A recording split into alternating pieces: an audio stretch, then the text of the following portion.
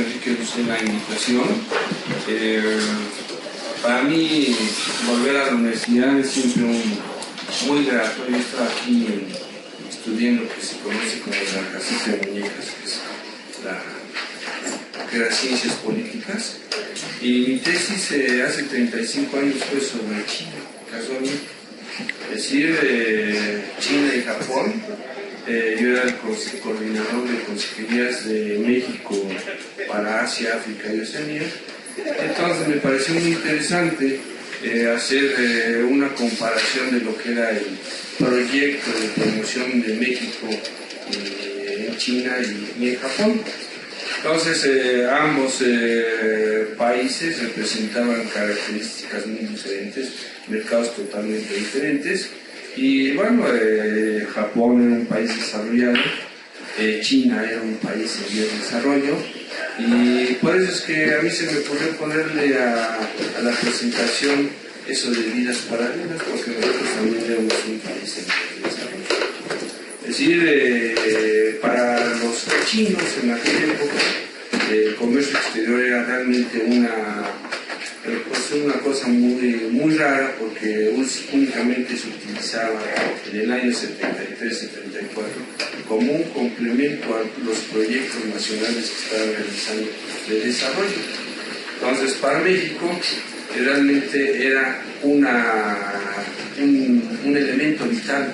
¿Por qué? Porque nosotros teníamos un mercado pequeño internamente y nuestra posibilidad de crecer era hacia el exterior.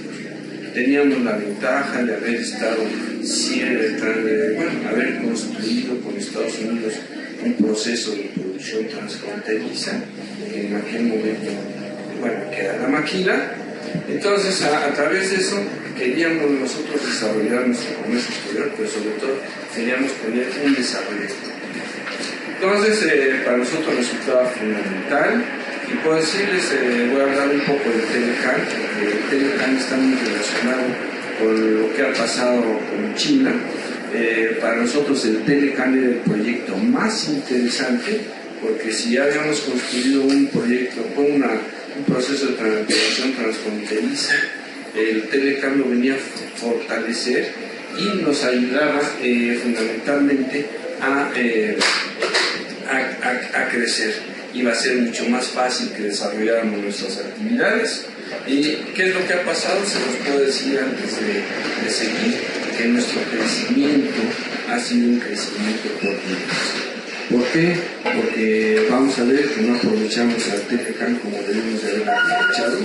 Nos dedicamos a firmar más tratados de libre comercio y entonces vamos a empezar y al final, ¿qué puedo decir? Que lo que nos ha faltado es un proyecto de país. Me voy a parar porque es más fácil para mí hablar y ver lo que vemos. Aquí mucho se ha hablado de que Estados Unidos nos obligó a firmar un tratado de libre comercio, pero si uno ve qué es lo que pasó, realmente ha habido una cuestión muy interesante. Había un proceso de formación de bloques, especialmente en el caso de Canadá y Estados Unidos, nos obligaba a formar parte de un bloque. ¿Por qué? Porque si Estados Unidos era el único que iba a tener un tratado de comercio con México y Canadá, iba a ser el país que iba a concentrar mayores activos, porque esa facilidad de hacer los negocios. Y los demás, pues ya los conocemos. La Comunidad Económica Europea, a pesar de los problemas que está sufriendo, se constituye como la unidad económica o el proceso de integración más acabado a la fecha. Y otra cosa importantísima es que aquí había un proceso de deshielo. Los países del este, ¿a qué aspiraban? Pues aspiraban a formar parte de la Unión Europea y se venían a constituir como una competencia para México. Entonces, ¿qué es lo que pasó? Nosotros nos integramos a un tratado trilateral con Canadá y Estados Unidos. Pasamos a la siguiente, por favor. Entonces, ¿qué fue lo que se sirvió de base para esto? Es lo que se llama Programa de Modernización de la Industria y del Comercio Exterior. ¿Qué queríamos? En principio, la internacionalización de la industria mexicana, porque ustedes se acordarán, durante casi 20 años permanecimos aislados prácticamente prácticamente para importar un producto era necesaria una licencia de importación. ¿Y qué pasó con este proceso? Pues no desarrollamos tecnología. Y entonces, ¿qué pasó? Que redujimos nuestra productividad. Entonces, este programa lo que decía era que a través de esta internacionalización se iba a lograr mediante el desarrollo de la tecnología y el incremento de la productividad. Pero la base fundamental de todo esto va a ser la desregulación de sectores. ¿Por qué? Porque los sectores estaban regulados y prácticamente eran concesiones y monopolios que hacían que nuestra producción siempre fuera mucho más cara que en cualquier otra. Entonces, aquí nos habla mayor competencia interna, eficiencia del mercado a través de la desregulación de sectores. Y ustedes se acordarán, bueno, algunos no se van a acordar, pero para ir aquí a Acapulco, una empresa que, por ejemplo, Bimbo, que llevaba pan, tenía que regresar con el camión vacío porque había una concesión para el transporte de mercancías. Entonces nada más podía transportar bienes que fueran de su propiedad. Nos pasamos a la siguiente. Queríamos promover las exportaciones y lo más importante para nosotros en este proceso era el fortalecimiento del mercado interno y mejora del nivel de vida de la población. Es decir, recuperación de poder de compra, etcétera, etcétera. Todas esas cosas que ya sabemos. Pasamos a la siguiente, por favor. Y aquí están las principales reformas que nos iban a ayudar y que sí nos ayudaron enormemente a ser más competitivos. Por ejemplo, el autotransporte federal de carga. Ya, si yo iba a Acapulco, yo podía llevar en mi coche cualquier cosa, regresar en mi coche con otras cosas que no eran de mi propiedad. Se modificó, bueno, se creó la ley, hubo un decreto de patentes y marcas, la reforma del artículo 27 constitucional que permitió a los ejidatarios realmente ser personas jurídicas, y a través de estas reformas ahorita podemos ver que hay muchísimas empresas extranjeras asociadas con ejidatarios, principalmente para la producción en invernadero. Entonces vemos que al rato vamos a ver que una de las principales exportaciones de México actualmente son productos hortifrutícolas producidos en invernadero. Se modificó la ley de inversión extranjera, medicamentos genéricos y se eliminó el control de precios. Eso realmente son reformas que nos dieron enorme competitividad. Pasamos a la siguiente. Y al exterior, ¿qué hicimos? También regulamos. Entramos acá, a la África, a la OCDE, y hubo acuerdos de complementación muchísimos, que aquí nada más marco los dos eran más importantes para nosotros. Seguimos, por favor. Y aquí el Tratado de Libre Comercio era lo que más nos interesaba.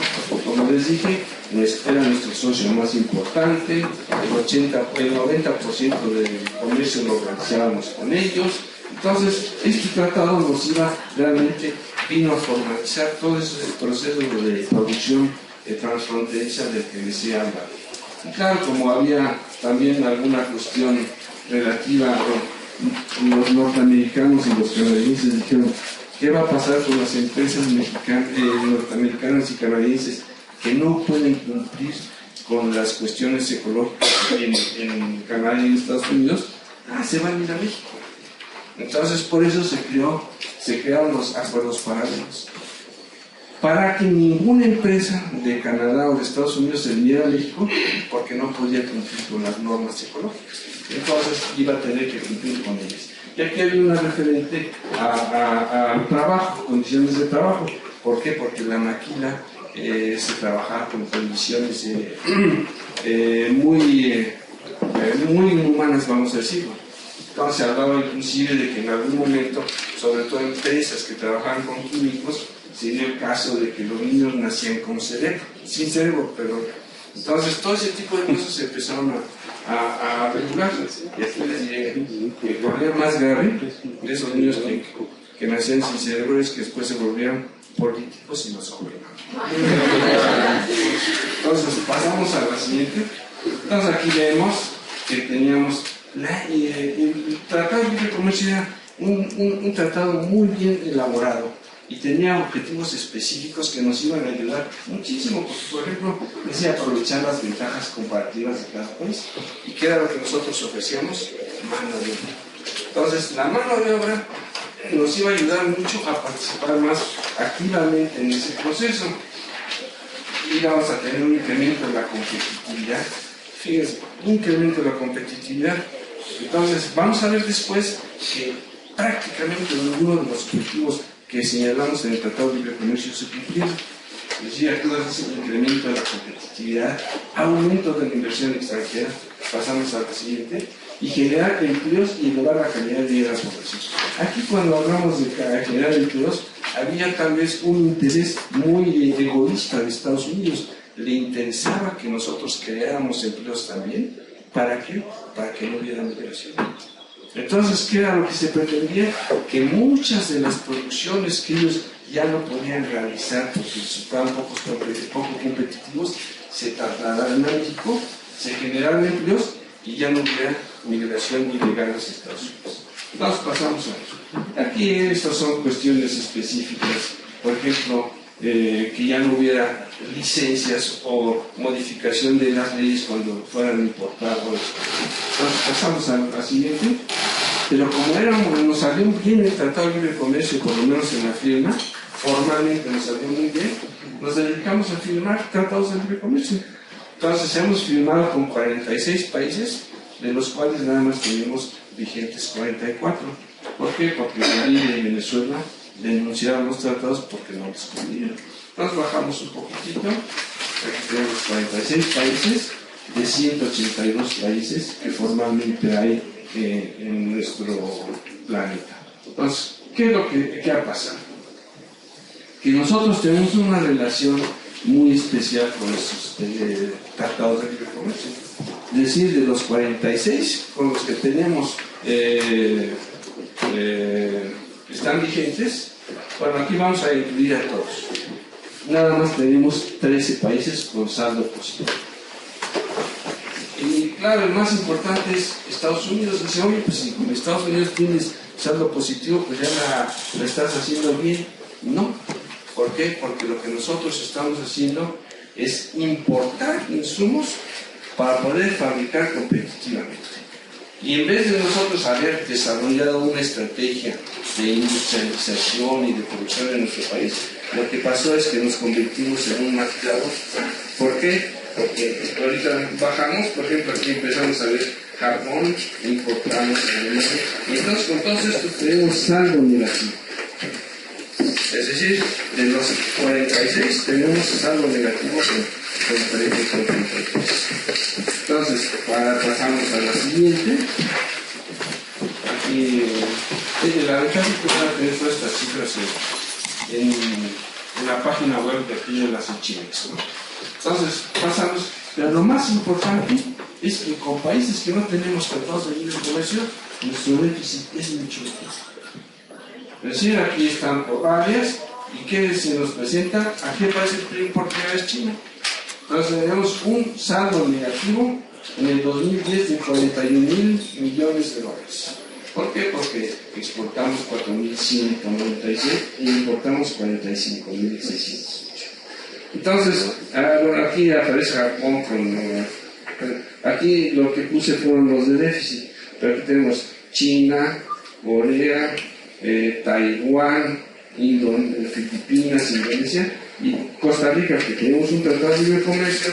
Yo fui consejero en Costa Rica y tradicionalmente teníamos saldo positivo y ahora tenemos un saldo negativo. El año 2011 fue de 1.200 millones de dólares. Entonces, ¿por qué con Costa Rica? Pues simplemente porque nosotros no ofrecimos las condiciones necesarias para que una empresa, nada más una sola empresa, se estableciera en México, que es la empresa Intel. Entonces, ¿por qué no se estableció? Pues porque no le dimos incentivos y porque una de las cosas más importantes y más negativas dentro del proceso de producción mexicana es la calidad de la energía. Entonces, si ustedes trabajan con una máquina eléctrica cuando están produciendo o confeccionando, ¿qué es lo que va a pasar? En función de la intensidad de la energía, las puntas van a ser más grandes o más chicas. Y cuando son más grandes, eso provoca que la confección sea de mala calidad. Entonces aquí vemos Holanda, por ejemplo, y nada más en 10 años incrementó el déficit en en 1.045 millones de dólares y aquí con Costa Rica 1.200. Entonces, ¿qué es lo que estamos viendo?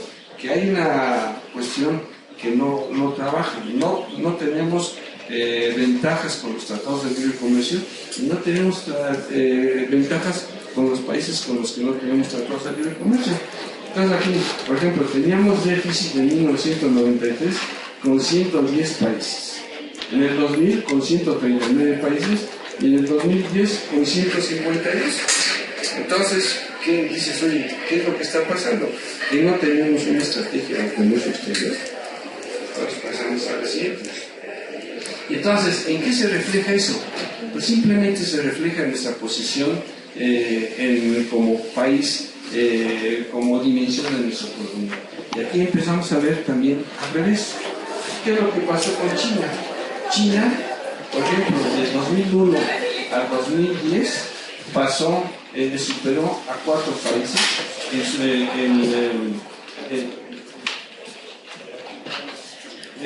superó a 4 países y actualmente es la primera economía mundial.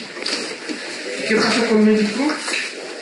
Que al revés, del 2001 al 2010 nos superó Brasil, India, Rusia, España y Australia. Y lo más increíble es que Australia, un país que tiene 20 millones de habitantes, produce más que 114 millones de habitantes. ¿Qué quiere decir eso? Que es más productivo que nosotros. Y si nos ponemos a ver cuántos países que tienen menos población nos superan, por ejemplo, Alemania, Francia, Reino Unido, Italia, Canadá, que tiene 34 millones de habitantes, está arriba de nosotros.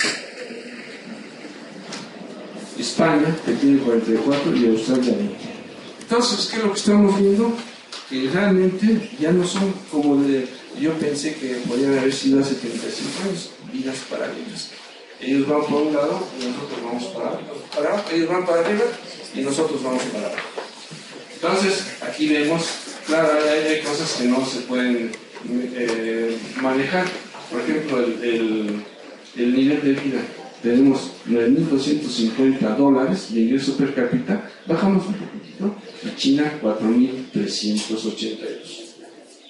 Pero, por ejemplo, España, en el año de 1977, me fui a vivir a España, y España tenía un ingreso de $1.000 per cápita y nosotros 790.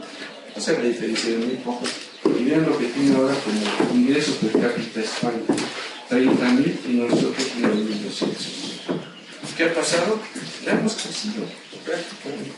No hemos crecido, como les dije desde un principio, hemos crecido fundamentalmente por inercia. Bajamos, ¿sí? Bajamos.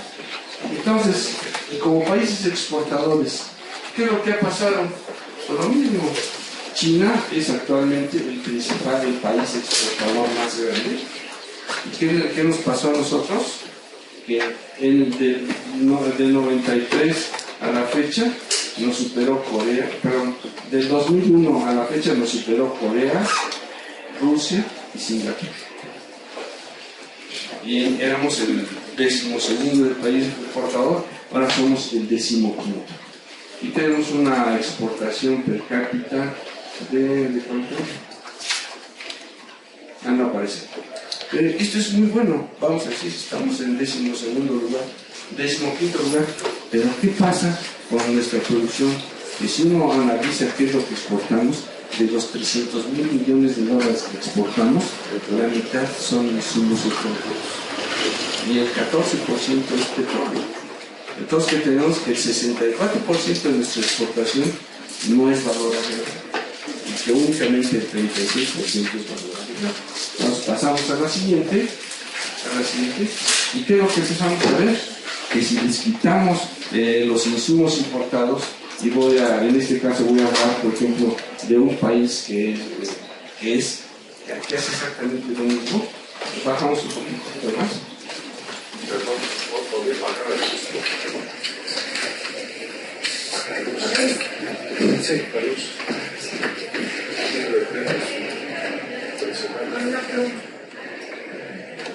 entonces, aquí tenemos, que, por ejemplo, que Singapur, que es un país netamente maquilador, con 5 millones de personas, produce 182 mil millones de dólares, valor agregado, y entonces tiene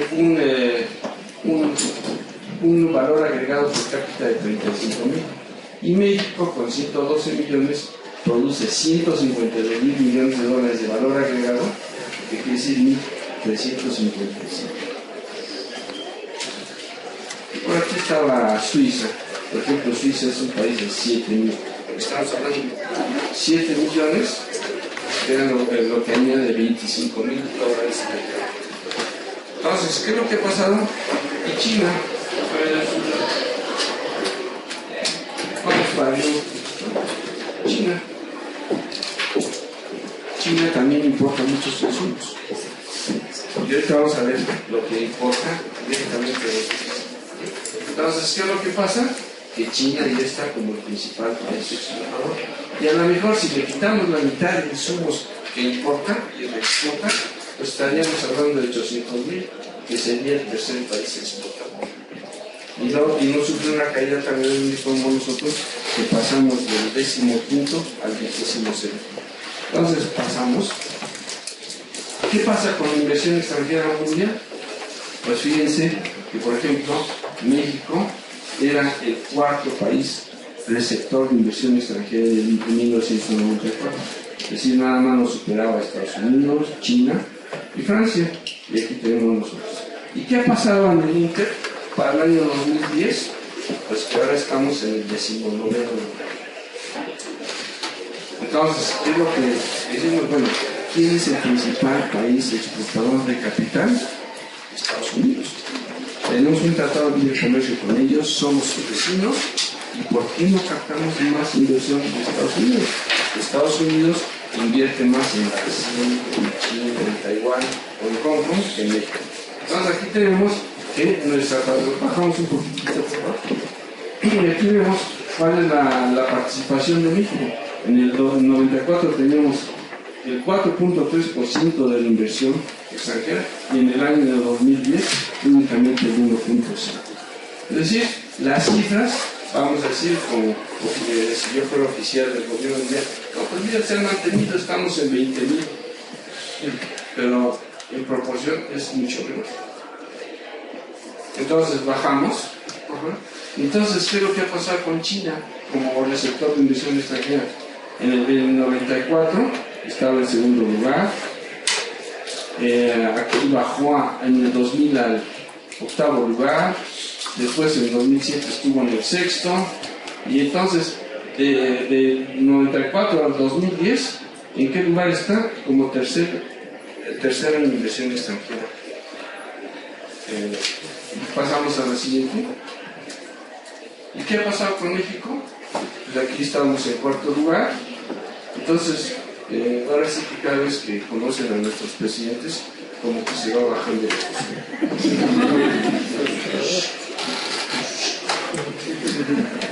Cada vez que los conocen mejor, se va. Entonces, ahora estamos en el 19º, cuando estamos en el cuarto lugar. Y bajamos un poquitito, y aquí se ve muy bien qué era lo que teníamos como proporción de la captación de inversión extranjera. 4.3 hasta 1.5. Pero ¿qué más nos presenta como problema estas cifras? Más de la mitad es compra de activos.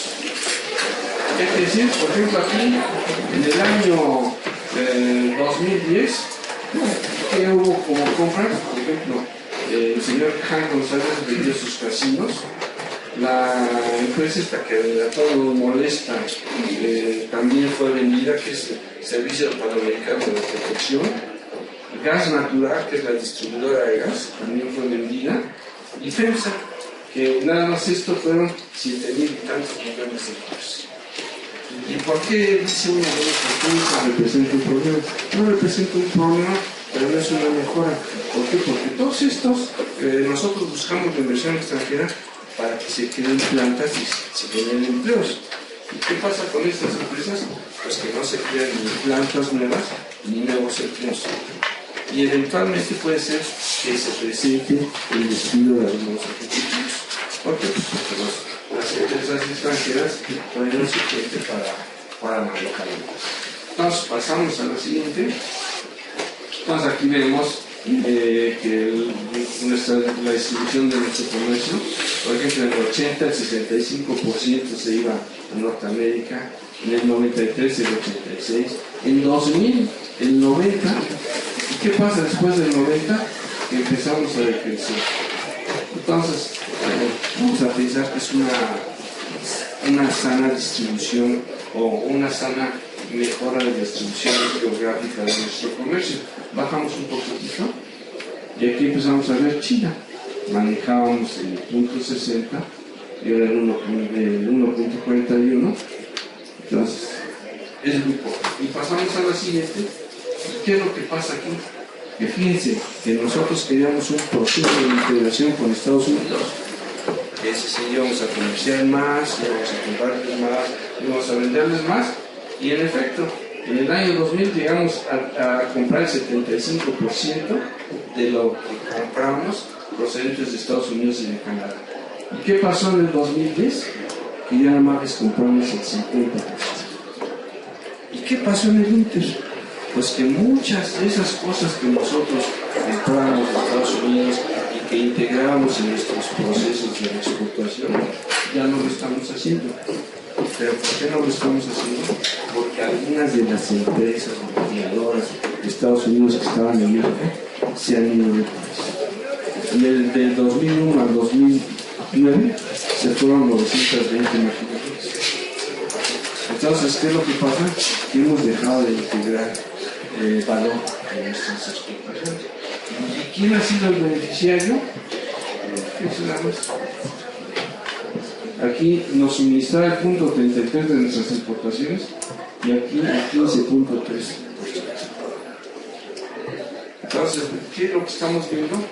Que en China sí han definido una estrategia y están haciendo sus cosas por lo menos mejor que nosotros. Seguimos a la siguiente. Y aquí tenemos la balanza comercial. En el 81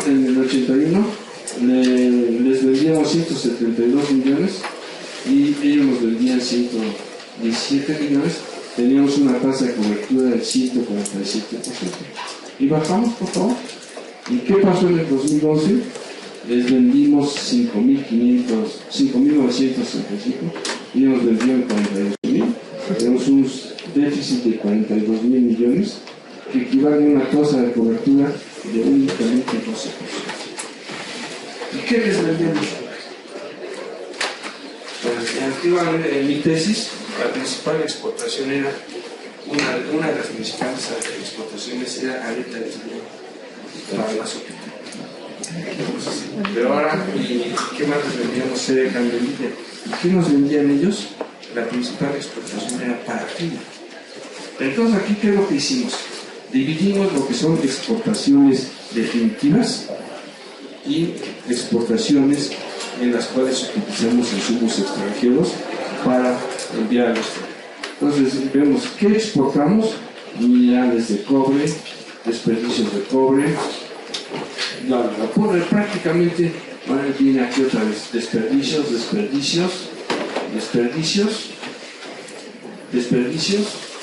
es decir, son cosas que nosotros no reciclamos porque ellos sí reciclan. Y prácticamente lo único que vendemos es insumos que no llevan ahora sí que mucho valor agregado. Y por ejemplo aquí tenemos una de las cosas que siempre hemos vendido: algodón sintético. ¿Y qué representa lo que le vendemos? Pues el punto 64 de todas nuestras exportaciones definitivas. Y aquí el 2.68 de todas nuestras exportaciones definitivas. Pasamos a la siguiente. ¿Qué más les vendemos? Pues importamos algunos insumos para producir vehículos. ¿Qué estamos vendiendo? Vehículos, minerales de cobre, unidades de control o adaptadores, desperdicios de cobre. Es decir, tenemos que importar para poder exportar. ¿Y qué les ganamos? El 0.72 de nuestras exportaciones IMEX o el 1.2 en el año 2010. Y pasamos a la siguiente. ¿Qué importamos de ellos? Definitivamente computadoras, teléfonos, consolas de videojuegos, acondicionadores de aire, videocámaras, juguetes, neumáticos, modems. Y aquí aparece otra vez la página que siempre nos han vendido poco. Después, ¿qué es lo que estamos viendo? Que ellos nos venden fundamentalmente productos con mucho valor. Y después, ¿qué pasa? Pues nos dice que México es el principal proveedor de televisores de pantalla plana de Estados Unidos. ¿Pero qué es lo que hacemos? Importamos las pantallas. Entonces, un estudio que se hizo dice, bueno, sí somos el principal proveedor de pantallas planas al mercado norteamericano, pero escasamente le añadimos 10% de valor a esa explotación. Entonces, ¿qué importamos? Pues las pantallas para construir la televisión, circuitos modulares para las computadoras, dispositivos de cristales líquidos pues para los vehículos, partes para computadoras, etc. Es decir, también cosas con mucho valor agregado. ¿Y por qué esta diferencia enorme? Decía, al final, si uno analiza qué es lo que pasó con México, no tuvimos la suficiente capacidad para ir incorporando, sobre todo, tecnologías medias. Es decir, que ellos lo hicieron, y que a partir de las tecnologías, a lo mejor medias muy bajas, construyeron realmente un proceso de industrialización. Y nosotros, si lo vemos de una manera cruda, hemos construido o hemos llevado a cabo un proceso de desindustrialización. Entonces, seguimos. Entonces aquí lo vemos, y no es solamente un problema de nosotros, es un problema en el cual se han visto inmiscuidos Canadá y Estados Unidos. ¿Por qué? Porque, por ejemplo, aquí el Canadá produce el 2.26% del PIB mundial y aquí produce el 2.50%, es decir, creció su participación en el PIB mundial. Pero ¿qué pasó con Estados Unidos? En 2000 producía el 30% y en 2010 únicamente el 25%. ¿Y qué pasó con México? Lo mismo, producíamos el 1.96% y en el 2010 ya nada más producimos el 1.65%. Es decir, cada día participamos más en la producción de bienes y servicios a nivel mundial. ¿Y qué pasó con China? Bajamos un poco. Entonces, ¿qué pasó con China? Por ejemplo, China producía el 3.74 y ahora produce el 9.34. Y si lo comparamos como BRICS, vamos a decir aquí, Telecan producía el 34% y ahora ya nada más produce el 27%. Y no solamente es un proceso de desindustrialización de México, sino de los Estados Unidos también. Entonces, bajamos. Entonces, ¿qué pasa? Que si en los BRICS producían 8.44% en el 2000, ahora producen el 18.01%.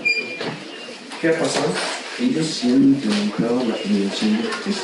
Y como lo hemos visto, nosotros hemos decaído en la generación de riqueza. Si al final, ¿qué es lo que pasa? Vamos a subir un poquitito. Aquí tenemos en México el ingreso per cápita era 6.419 de 1.250. Pero por ejemplo, nuestros vecinos, Canadá 23.000, 46.000. Estados Unidos 34.000 y 47.000. Hemos crecido muy poco en la generación de riqueza. Entonces, ¿qué es lo que ha pasado? Si uno analiza en México, la población económicamente activa son 49 millones. ¿Cuántas personas tienen empleo formal? Únicamente 17 millones. Entonces, ¿dónde están los otros 32 millones? Pues están en la informalidad, algunos en algunas profesiones liberales, algunos se han ido a Estados Unidos y algunos que naturalmente tienen que buscar la solución a sus problemas a como de lugar, que es digamos, en la delincuencia. Entonces, bajamos, por favor. ¿Qué es lo que ha pasado? Pues simplemente, ¿por qué nosotros hemos dejado de producir mucho? Porque fíjense, en 2000 nosotros estábamos en la posición número 42 en materia de competitividad. Y en el 2011 estamos en el 66. ¿Qué dice? Hemos bajado enormemente. Entonces, ¿qué es lo que pasa si nosotros queremos producir? Si alguien quiere producir en nuestro país, le va a resultar más caro.